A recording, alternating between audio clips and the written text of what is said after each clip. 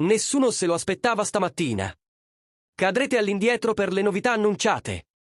Ma prima di parlarvene, voglio che vi piaccia per avere tutte le ultime notizie sul Napoli. Il Paris Saint-Germain sembra guardare ancora una volta alla Serie A alla ricerca di un sostituto adeguato per Kylian Mbappé. Con l'imminente partenza della stella francese verso il Real Madrid, il club parigino si sta preparando a trovare un nuovo attaccante di alto livello per la prossima stagione. Il direttore sportivo Luis Campos è attivamente coinvolto in questa ricerca e ha individuato in Victor Osimhen il possibile candidato ideale per prendere il posto di Mbappé.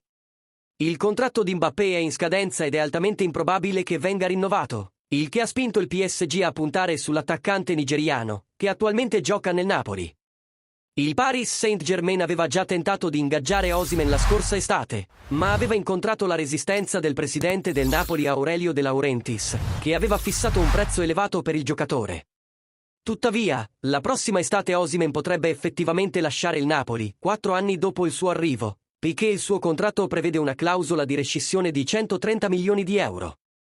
Il PSG sarebbe disposto a pagare questa cifra per assicurarsi i servizi dell'attaccante nigeriano, in un affare che potrebbe fruttare una significativa plusvalenza per De Laurentiis, che ha investito molto nell'ingaggio di Osimhen.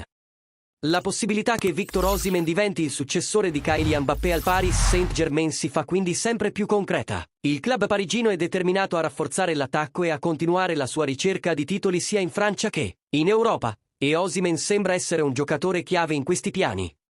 Ora tocca a voi, cosa ne pensate di tutto questo? Ditemelo nei commenti, lasciate un like e iscrivetevi al canale per continuare a ricevere i prossimi aggiornamenti dal Napoli.